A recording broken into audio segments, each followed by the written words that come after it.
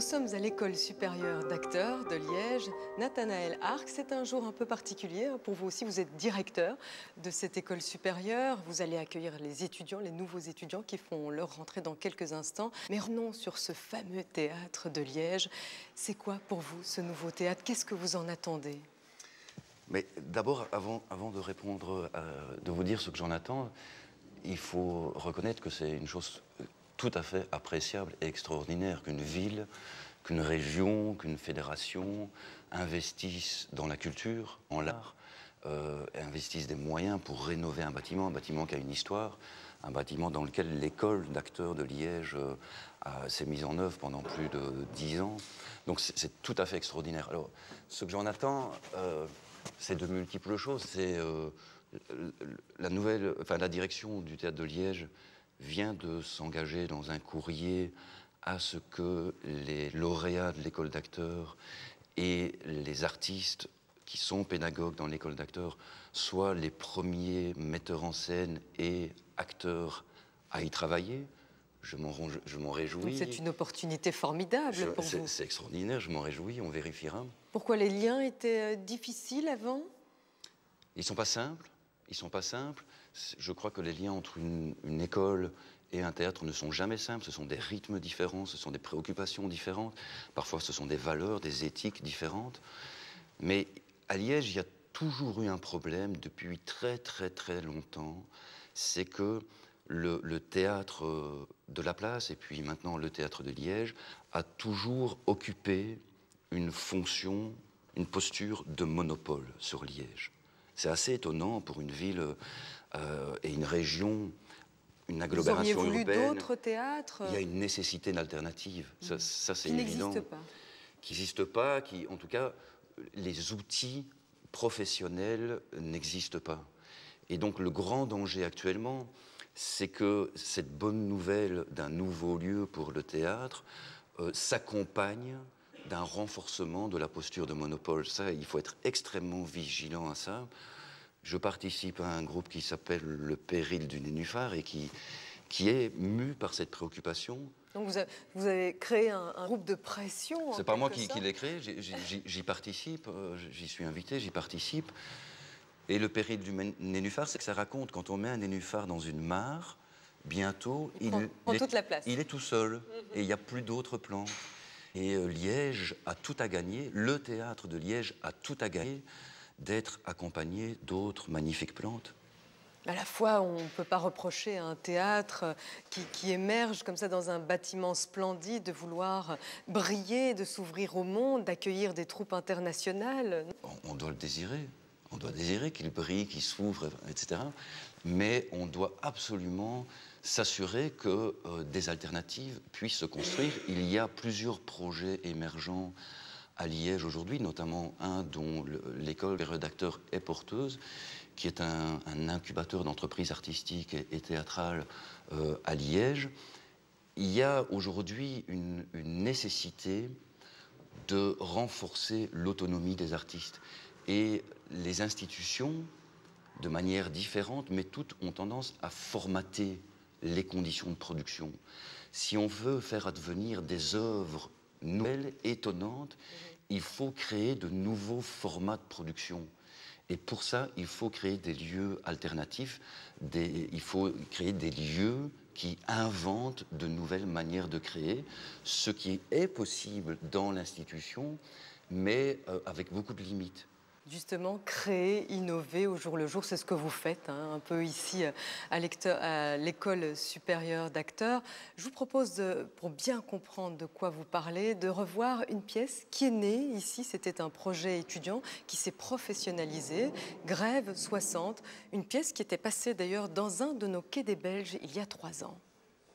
Je me souviens d'enseignants qui arrivaient le matin et qui commençaient à préparer de la soupe ou qui partaient chercher des vivres à domicile.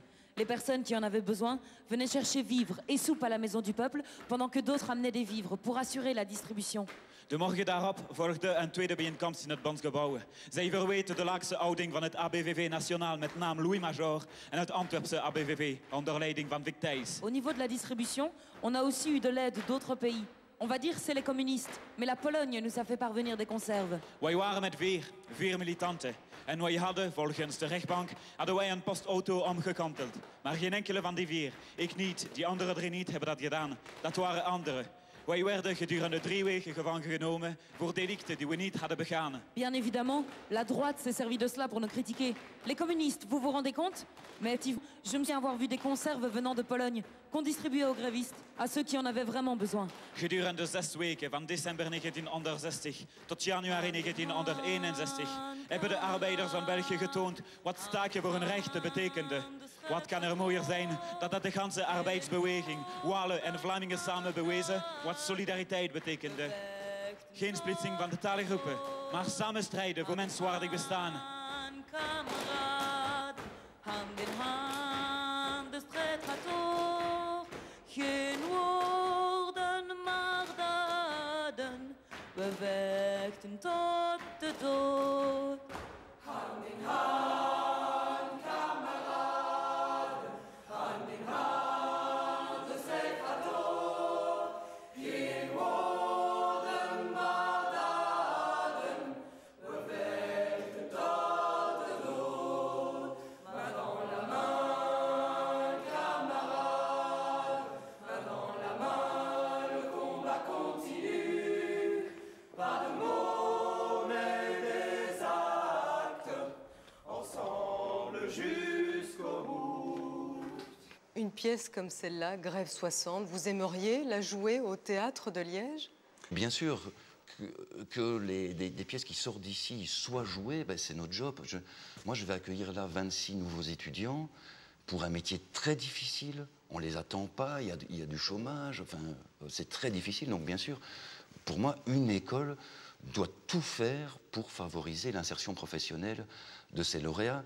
Et favoriser l'insertion professionnelle, ce n'est pas seulement permettre aux lauréats de s'inscrire dans la profession telle qu'elle est, c'est leur donner des outils, des armes pour qu'ils puissent transformer la profession. Ben, merci, on va vous laisser accueillir ces étudiants et on espère les revoir et les voir, les admirer un jour au théâtre de Liège ou ailleurs. Ce sera le cas. Merci. Merci.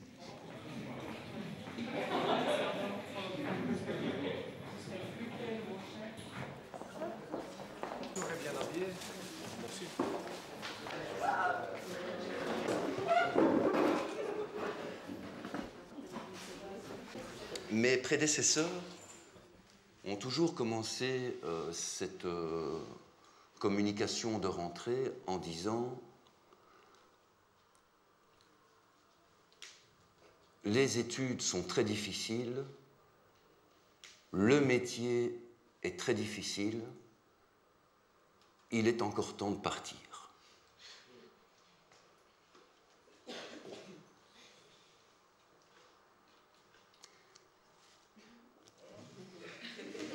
Soyez les bienvenus. Mais nous n'allons pas vous gaver.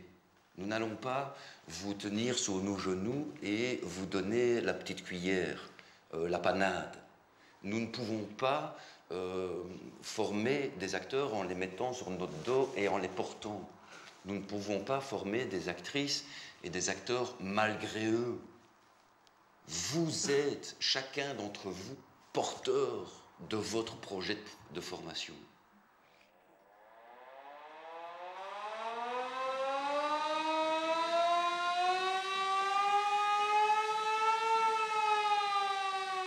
Camarades! Camarades des ASSEC! Camarades de Charleroi! Ça fait des semaines que nous sommes en colère et que nous espérons qu'un mot d'ordre va arriver. Camarades, la FGTB, lors de son congrès national, a rejeté la motion d'André Renard, proposant un jour de grève nationale des travailleurs dans tout le pays. Pour celle de Major et de Smet, qui est celle de la négociation et du on verra plus tard. Camarades, je dis non, il faut agir, et agir maintenant. Et si les syndicats ne veulent pas démarrer, c'est nous qui démarrerons. Les syndicats, c'est nous. Ouvriers, l'espoir est avec nous. La CGSP veut débrayer. Mais demain, 20 décembre, les fonctionnaires ne peuvent pas être seuls dans la lutte. Nous devons lancer le mouvement. Pour ce faire, nous devons constituer un comité de grève. Et si les syndicats ne veulent pas nous suivre, nous devons avoir une caisse de fonds pour ces grévistes. Il nous faut des piquets tout autour de l'usine pour ne pas que les gens aient reprendre le travail. Et surtout, nous devons envoyer des délégations dans chaque entreprise environnante des ASEC, demander aux travailleurs de nous rejoindre dans notre mouvement avec leur organisation syndicale. C'est ça le message. Kameraden, vandaag, donderdag de 22e. Wij, samen met de metaalcentraal, denken dat de eenheidswet een ramp voor alle de arbeiders zou zijn. Daarom vragen wij jullie om de straat op te gaan om actie te ondernemen. Wij zullen de regering laten zien wat wij ervan denken. Samen staan wij sterk.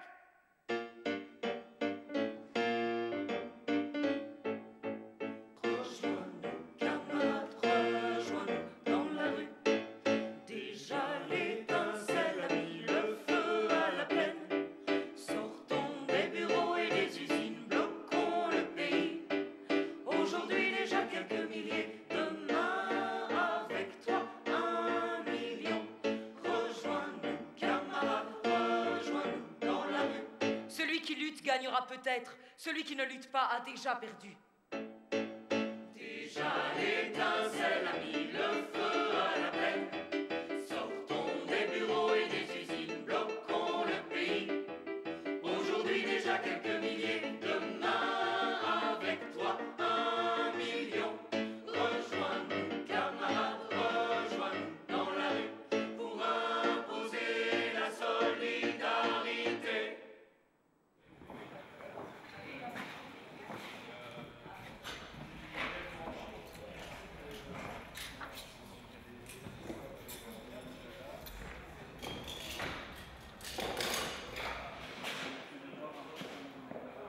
Nous sommes à la compagnie Arsenic. Patrick Baby, vous êtes metteur en scène. Alberto Di Lena, compositeur. Alors expliquez-nous un peu quel est le prolongement que vous avez pu trouver ici à la compagnie Arsenic. Et en fait, ce projet a été créé donc en 2010 à l'école, dans le cadre d'un exercice d'école sur le théâtre documentaire. Et puis voilà, il a eu lieu. Enfin, il a eu une petite excroissance dans le cadre du Festival de Liège 2011. Voilà, parce qu'on trouvait l'exercice intéressant, qu'il était visible pour le public, ce qui n'est pas toujours le cas, ce qui n'est pas l'objet au demeurant de l'école, de montrer toujours tout au public. Et puis à partir de là, 4 participants de l'équipe, 4 jeunes étudiants à l'époque, comédiens aujourd'hui, ont fondé une petite compagnie qui s'appelle la compagnie Aretsa, qui est en train de grandir. Et ils se sont dit, bon, ben, on a envie de continuer, qu'est-ce que t'en dis Patrick? J'ai dit, bon, allez-y les gars, si vous voulez. Donc ils rentrent en dossier CAPT, enfin le chemin habituel des jeunes compagnies. Et à partir de là, ils reçoivent des sous et leur dossier est accepté. Et c'est là-dessus qu'Arsenic va en brancher et va se dire, OK, ça c'est intéressant. Du coup, on a retravaillé aussi entre l'exercice d'école et aujourd'hui, ben, on a pu prendre le temps de réétudier nous-mêmes la question, de peaufiner notre travail, de peaufiner c'est une création collective, donc de peaufiner le fil rouge, la ligne dramaturgique. On a ajouté des chants, on a ajouté un chœur populaire qui n'était pas à l'époque dans le spectacle. Et ça amène beaucoup en termes de... Voilà, ça se passe là sur le plateau, et puis à un moment donné, voilà, il y a un chœur selon les jours, entre 40 et 60 personnes qui chantent avec les acteurs. Bon, ça rend un peu mieux compte de c'est ce qu'on appelle la grève du million. C'est quand même, ça a été un événement très conséquent en Belgique.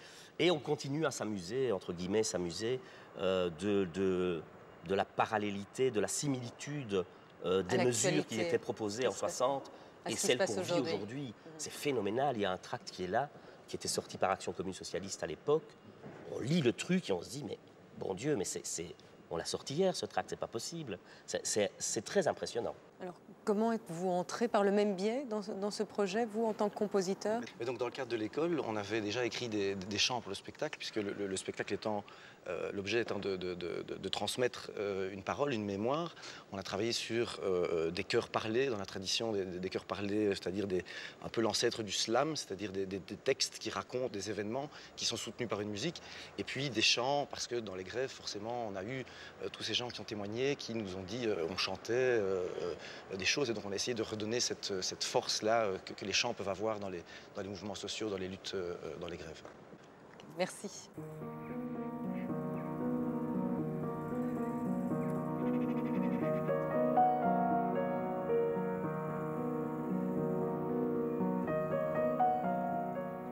Tajman, vous êtes directeur de la compagnie Arsenic. Alors votre rôle à vous, c'est d'accueillir toutes les troupes de Liège, y compris les étudiants, de professionnaliser leur création, c'est bien ça?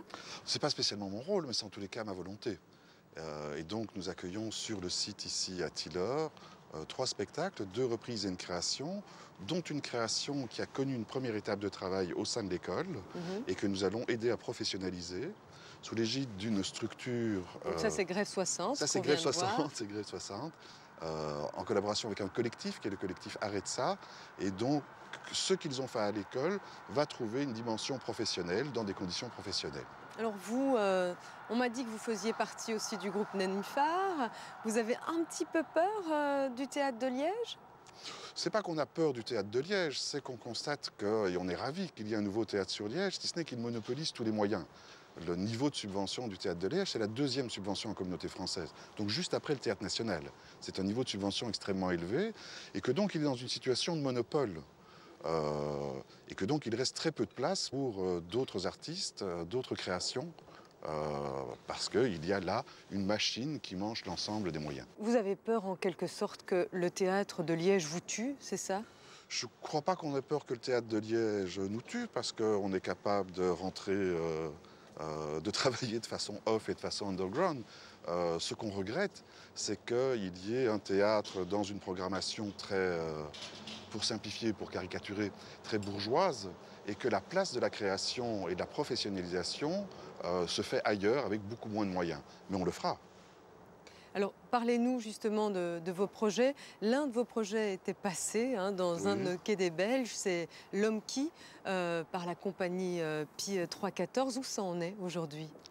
Eh bien, le collectif mensuel, c'est la compagnie Pi 314 qui a monté L'Homme qui, est une compagnie qui existe depuis fort longtemps, qui fait un travail admirable sur Liège, mais qui également, alors là c'est un peu complexe, ils viennent de l'école il y a 15-20 ans, ils se sont mis dans une formation à la production que nous menons avec l'école, et ils ont pu, par leur travail et par le travail que nous menons dans le cadre d'une plateforme collaborative, développer leur projet. Donc ça leur a permis d'aller chercher des moyens supplémentaires à l'Europe, à d'autres endroits, et d'avoir une diffusion beaucoup plus importante. Donc on n'est pas dans les spectacles à jeter, qui jouent 10 fois, et puis on rentre un nouveau projet, et puis on joue 10 fois. Et donc on arrive à professionnaliser, à avoir de la diffusion. Moi je vous propose de revoir L'Homme qui, la pièce à partir des textes de Nicolas Ancion, par la compagnie Pi 314, que nous avions passé dans un de nos quais des Belges. Volontiers. Et j'emmerde les bobos qui font leur course à vélo dans le bas du laveur, qui chauffent au granule, mais consomment en DVD et en téléphone portable plus de plastique polluant que dans les boîtes de produits blancs qu'ils refusent d'acheter. Ils adorent la culture. Ils ont vu tous les films que le parc a projetés. Ils ont soutenu le Chiapas, les indignés. Ils ont signé toutes les pétitions qu'ils ont croisées sur Internet. Et puis le lendemain, quand ils retournent bosser dans n'importe quel boulot de merde, ils ne militent plus que pour avoir une Nespresso à la place de la machine à café. Ils rêvent de voir leurs gosses grandir sur une planète plus verte. Mais réveillez-vous, putain! C'est Liège ici! Et rien ne m'a jamais changé! Les choses ne se contentent que d'empirer! Et c'est pas avec vos soupes aux orties et vos capotes en chanvre que vous allez changer quoi que ce soit! J'emmerde les mini-mexés qui s'endettent à vie pour pouvoir rouler au ralenti sur la place 4 au volant de leur Ferrari imaginaire, une 205 tunée avec les klaxons de la et la médaille du Saint-Christophe collée sur la boîte à gants. J'emmerde les gars petits qui triment toute la semaine pour pouvoir faire leurs courses le samedi, dans la matinée au Cora, et puis dans l'après-midi, dans le piétonnier à se piétiner les pieds, là, pour compenser une vie totalement vide par des achats compulsifs. Attendez encore quelques mois, les gars, vous allez divorcer une fois de plus, et à la fin du compte, ce seront vos gosses qui feront la manche à la sortie des parkings pour se payer leur cab. J'emmerde les petits vieux du jardin botanique et du boulevard Lavoie. J'emmerde leur argent qu'ils planquent au Luxembourg et qu'ils investissent dans des portes blindées pour pouvoir regarder en tout confort Julien Lepers à la télé. J'emmerde leur course au Deleuze et leur caddie plein à craquer de gâteaux d'apéritif pour des invités qui viennent plus jamais. Qui crèvent seuls dans les appâts vidéo surveillés et qu'on les entasse à Robermont dans les caveaux de sécurité, pas qu'on leur pique en entier. J'emmerde le village de Noël, le village gaulois, les épicuriales, les ardentes, les retrouvailles, le 15 août, toutes ces fêtes tristes qui endorment les Liégeois à grands coups de péquet, de pétards et de chouleries, et qui se prolongent dans la soirée en litre de coke sur la planche de la cuvette des Wessés, et qui finissent à l'aube en gerbes de vomi dans les rues pisseuses du Carré. J'emmerde le Standard qui n'est pas foutu d'aligner 2 victoires d'affilée, putain. Ces abrutis surpayés qui se disent rouges dans l'âme, mais qui ne rêvent que du soleil doré du Réal. Et j'emmerde ces abrutis de supporters, là. Ces foules bélantes qui se roulent dans la haine comme des porcs dans le lisier. Je rêve de voir Schlesser rejouer le Hazel et la ville définitivement débarrassée de ces rouges sangs de merde.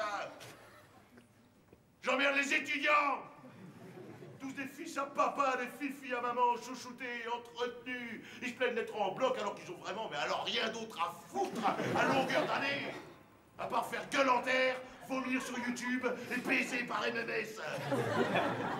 Ils se plaignent de tout, de leurs cours, de leurs profs, de leurs vieux, de la ville, du monde qui les attend, mais ils sont déjà bien assis, gominés, dans les rangs, prêts à travailler demain, à jouer les chiens de garde pour empêcher les autres de bouger. Tous prêts à crier mort aux flics quand ils seront bien bourrés, et puis à s'excuser poliment d'avoir tout mélangé, les bières, les alcopop et la première clope, bah ouais. J'emmerde les 1000 clochers et leurs prêtres qui tripotent l'Écosse avant d'aller dire la messe. J'emmerde l'Église qui les protège et qui prétend nous délivrer du mal, nous. Et j'emmerde les artistes qui refont le monde aux terrasses des cafés, qui chôment 30 jours par mois sans même plus devoir aller pointer. J'emmerde leur statut d'artiste, tu parles, leur statut d'assisté, ouais, incapable de se prendre en main. Et j'emmerde les spectateurs qui se donnent bonne conscience en allant voir du théâtre engagé et puis qui filent vite au bar, aussi vite vu, aussi vite oublié. Le lendemain, en prenant le cours de sa vie, et l'art n'a rien changé.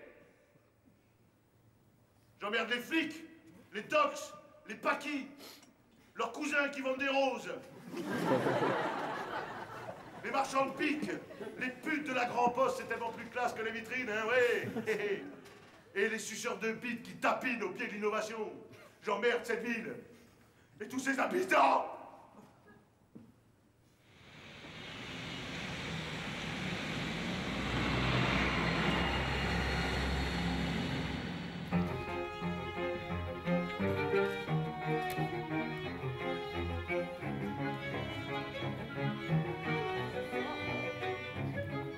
Autre lieu, autre troupe, nous sommes à la caserne Fonck avec l'un des monuments du monde théâtral à Liège, Jacques Delcuvelry et le groupe Off. Merci de nous accueillir chez vous. Expliquez-nous un peu ce que vous faites pour l'instant. Bien, en ce moment, on répète la cantate de Bicécero, qui est une musique de Gareth List, dont, avec Mathias Simons, j'ai écrit le texte. Et cette cantate est la partie finale de Rwanda 94. Ce grand spectacle que nous avons entièrement consacré au génocide au Rwanda et qui est peut-être notre spectacle qui a le plus voyagé de par le monde, qui est le plus connu, qui a donné lieu à un film, etc. Et pourquoi nous répétons ça maintenant des années après? Parce que, comme vous le savez, il y a à Paris un centre culturel, Wallonie-Bruxelles, qui fait tout ce qu'il peut avec ses petits moyens en face d'une énorme maison qui est Beaubourg. Et ce centre a décidé de consacrer au mois d'octobre un focus sur une trentaine d'années de travail de groupe Off. Et pour cela, nous reprenons certains morceaux de spectacle. Il y a une exposition. Ça se fait aussi en collaboration avec la Maison des Métallos, qui est un lieu culturel très intéressant à Paris, dont la cantate. Voilà pourquoi. Alors Jacques Delcuvelry, avec un nom pareil, une production pareille derrière vous, j'imagine que vous voyez d'un très bon œil le théâtre de Liège. Pas vraiment. Comment? Pas vraiment. Mais si. C'est une fête, naturellement. En même temps, ce n'est pas sans inquiétude. Je veux dire, c'est déjà symptomatique qu'il ait fallu 40 ans pour remplacer le théâtre de l'ancien gymnase par ce nouveau théâtre. C'est un symptôme quand même du fait que la culture n'est pas vraiment une des priorités de la politique des politiques successives en Belgique francophone. Vous qui présentez une émission où on voit beaucoup d'artistes flamands, il y en a quand même qui ont reçu de tout autre soutien dans leur parti où la culture est... Bon, il y a le ferment nationaliste derrière ça, mais enfin, ça a aussi des aspects extrêmement positifs. Donc il a fallu attendre très longtemps. Mais maintenant, il est là. Et maintenant, il est là. Alors, sera-t-il...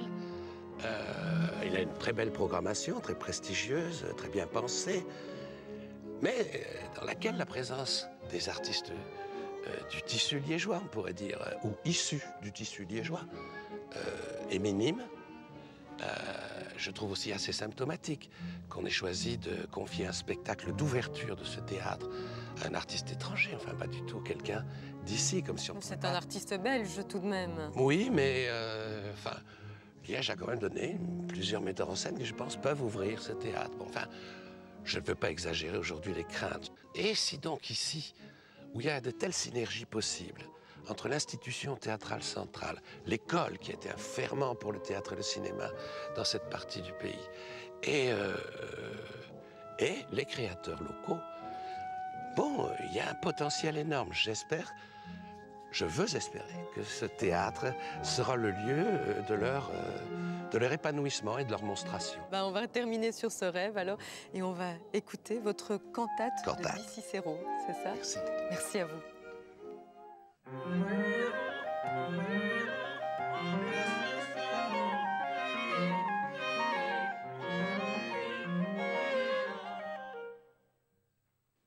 Après la mort du président Habyarimana, des personnalités influentes de Gisovu ont circulé partout avec leurs voitures pour faire comprendre aux Hutus que leur président avait été tué par les Tutsis.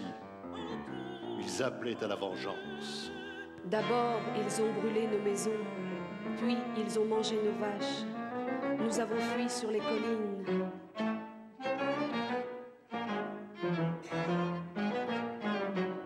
C'était le 9 avril 1994. Terrifiés par la violence qui se propageait, les habitants grimpèrent à grand-peine jusqu'au sommet des nombreuses collines de Bicécéro. Pour se cacher plus facilement, beaucoup choisirent de se regrouper sur une colline couverte de forêts et de buissons, Moira.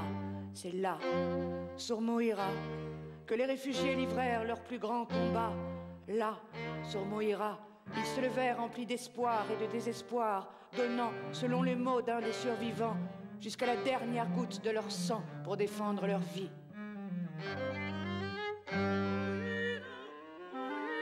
Mon père est venu me demander de conduire immédiatement les vaches sur la colline de Moira. Là, j'ai vu beaucoup de gens qui étaient rassemblés et qui avaient peur. À partir de ce jour-là, nous sommes restés sur cette colline. Nous passions des journées entières sans manger. Nos vaches n'avaient pas assez d'herbe. Souvent, la pluie tombait et les enfants grelottaient de froid. Souvent, la pluie tombait et les enfants grelottaient de froid. Le 9 avril déjà, des milliers de réfugiés s'entassaient sur la colline.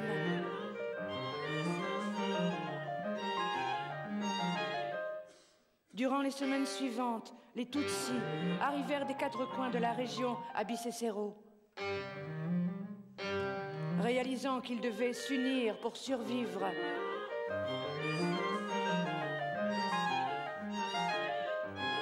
Parmi eux, il y avait les malades, les blessés et ceux terrassés par le chagrin. Il ne faisait aucun doute que le combat serait long et pénible, mais ils n'avaient pas le choix. Bicécéro était le dernier endroit où espérer à Kibouye. La préfecture du Rwanda qui comptait le plus de Tutsis.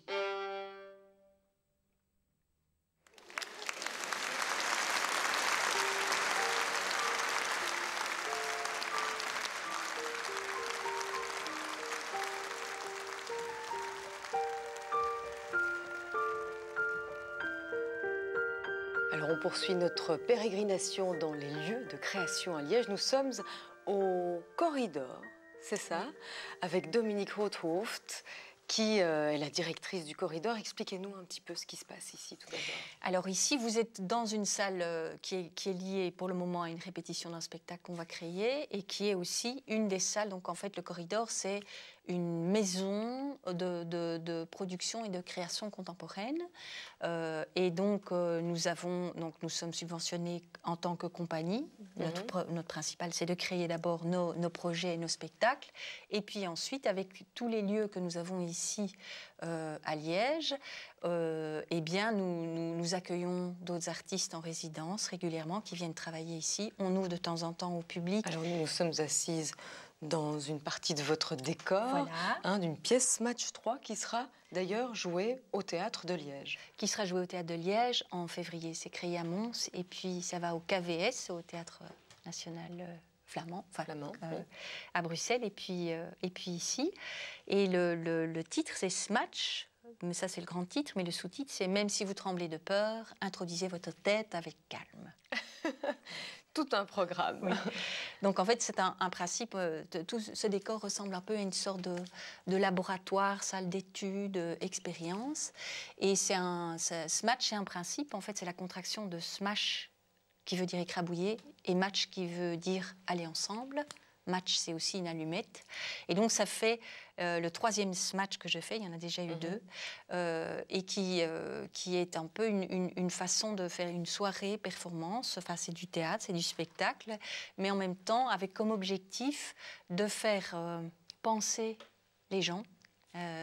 Et c'est un peu une réaction c'est depuis 2009 que ce projet existe, une réaction à la désespérance et au fait de nous mettre sans arrêt dans la tristesse ou le désespoir ou finalement l'impuissance à agir sur le monde et dans notre vie. Alors, on l'a bien compris, c'est un travail de longue haleine, c'est le cas de le dire, qui a la chance d'avoir une belle visibilité puisqu'il est représenté à Mons, à Bruxelles et puis enfin à Liège. Est-ce qu'on peut dire que vous faites partie des heureux privilégiés qui pourront avoir une place dans ce théâtre à Liège? Des heureux privilégiés... Oui, je ne sais pas. Je ne sais pas si on doit parler de privilège. Enfin, j'espère. On est privilège a toujours une idée. Enfin, on travaille, on fait des projets et on les propose à des gens qui acceptent ou pas de travailler en coproduction avec nous. Donc, effectivement, le théâtre de Liège, depuis maintenant 20 ans à peu près que je fais ce métier, régulièrement nous accueille en tant que liégeois et aussi, j'imagine, en rapport à leur projet et au travail qu'on effectue. Mais on est aussi une compagnie qui travaillons quand même beaucoup en Flandre et à l'étranger, en fait. Donc, à la fois, on est sur Liège et on essaye vraiment d'inscrire dans ce quartier particulièrement de l'activité, dans un quartier où il n'y en a pas beaucoup. Mais aussi, on a... voilà, je viens de revoir le calcul. En 4 ans, on a quand même fait 227 représentations, dont 80 communautés françaises, donc le reste en Flandre et à l'étranger. Un beau parcours, pas mal du tout, ça. Oui. Mais si je vous posais cette question, évidemment, c'est pas tout à fait de façon innocente, c'est que certaines des troupes que nous avons rencontrées tout au long de cette journée ont des angoisses, ont émis des doutes, des craintes de voir ce théâtre de Liège avoir une programmation un peu élitiste, un peu tournée vers l'extérieur et ne pas donner suffisamment de place à la création liégeoise. Est-ce que c'est quelque chose que vous partagez ? Pas vraiment. Dans cette idée-là, je partage l'idée que je pense que dans un théâtre et dans une ville comme Liège, nous devons avoir un théâtre qui fait aussi l'international, bien sûr, et qui propose et à la fois des projets pour tout le monde et des projets plus élitistes. Ce qu'il me semble surtout qui manque à Liège depuis des années et des années, c'est qu'il n'y a pas d'alternative. Il n'y a pas d'alternative au théâtre de Liège ou au théâtre de la Place, quoi. Voilà.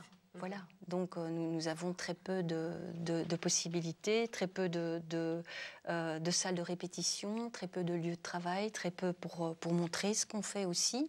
Et depuis des années, on essaye de rencontrer les autorités, de faire un peu bouger les choses pour que non seulement la communauté française puisse nous aider, puisque la culture est financée par là, mais que la ville aussi puisse s'engager dans d'autres projets que les grandes vitrines. Le message est lancé, je pense. Merci beaucoup.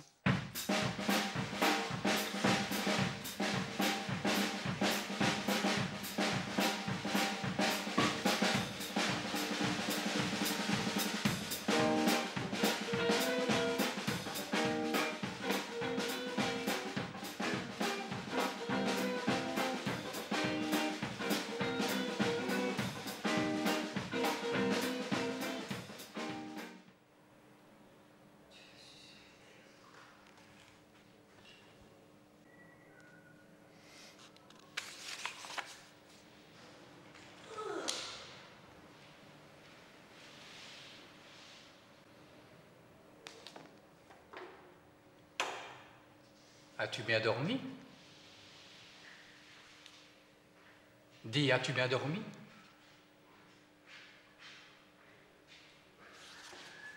Allez, viens ici. Non, ok. Laisse-la se lever, papa, et refais le truc avec, tu te rappelles, tu jouais avec la bougie et tu réfléchissais. Alors, on ne pouvait pas terminer cette émission sans revenir au Théâtre de la Place, devenu entre-temps le Théâtre à la Place. Gabrielle, Aurélie, qu'est-ce que c'est le Théâtre à la Place? Alors, le Théâtre à la Place, ça veut dire le théâtre à la place de l'ancien et qui a la place de s'épanouir, de prendre son envol. Voilà. Alors c'est un lieu que vous squattez, hein, on peut dire ça, depuis le 6 septembre dernier. Pourquoi l'avoir choisi comme lieu de répétition, de rencontre? Parce que c'est un théâtre et qu'on est des acteurs et que donc on considère qu'il nous appartient de le faire vivre. C'est un théâtre qui était resté vide et en le constatant, on ne pouvait pas accepter ce gâchis. Donc on a choisi de remplacer un espace vide, de le remplir d'activités, de le remplir de théâtre, de danse, de concerts, d'expositions, de performances, de graphes, de plein de choses. Alors vous sortez tous les deux de l'école supérieure d'acteurs qu'on vient d'aller voir tout à l'heure. Quel a été votre parcours? Qu'est-ce que vous espérez voir émerger ici comme théâtre? J'ai l'impression, je crois que ce lieu et ce qui se passe dans ce lieu évolue et ne se fait qu'avec les gens qui passent dedans. On ne peut pas projeter de ce qui pourra se passer dans le lieu les jours, les semaines, les mois à venir, puisque ce qui s'y fait est proposé par les gens qui viennent créer dans le lieu, qui viennent faire des propositions artistiques, qui viennent aussi en même temps soutenir, aider à la vie du lieu, etc. Est-ce qu'on peut savoir tout d'abord combien d'artistes comme vous ont envahi ce lieu et qu'est-ce que vous y faites tous les jours? C'est indénombrable le nombre d'artistes qu'on est. On peut dire qu'à la fin du mois d'octobre, une dizaine de compagnies, de groupes auront été en résidence ici. Le pari, c'est de dire que à la fois la politique et la culture émergera du partage d'un territoire et d'un temps commun, par tous, gratuitement, pour que ça puisse effectivement être par tous, tous les jours, pour que ça puisse effectivement être par tous, et voilà, de manière totalement libre, en espérant que, voilà, une politique culturelle, ou en tout cas de l'art, puisse émerger de ça. Est-ce qu'on peut savoir, par exemple, qu'est-ce que vous faites aujourd'hui? Qu'est-ce qui se passe au Théâtre à la Place aujourd'hui, ce soir? Aujourd'hui, il y a deux spectacles qui sont en train de se répéter, un dans la petite salle, un dans la grande salle. Un spectacle dans la petite salle, Incorporation, c'est avec une metteur en scène qui met en scène 3 acteurs. Dans la grande salle, c'est le spectacle dans lequel qu'on crée, on est 6. On fait un spectacle qui s'appelle Fausse Commune, c'est sur la Commune de Paris 1871, une création autour de ça. Il y a aussi un groupe de musique, les Chats Séchés, qui sont en train d'enregistrer dans une des salles qui était un ancien bureau des administrations, qui s'est transformé en studio d'enregistrement pour aujourd'hui. Il y a probablement des gens qui sont en train de bouquiner à la bibliothèque ou de regarder les expositions. À vous entendre, en tout cas, ce qui est très drôle, c'est que je vous entends parler de grandes salles, de petites salles, et ça fait terriblement penser à une belle alternative du théâtre de Liège, non? Eh ben, oui, je crois qu'on ne touche pas le même public pour l'instant, mais si le public du théâtre de Liège, après s'être encanaillé avec Roméo et Juliette, veut revenir ici, voir ce qui se passe ici, on l'accueillera avec plaisir. L'invitation est lancée. Merci, c'est la fin de cette émission. J'espère que vous l'avez appréciée. À très bientôt pour un autre Quai des Belges.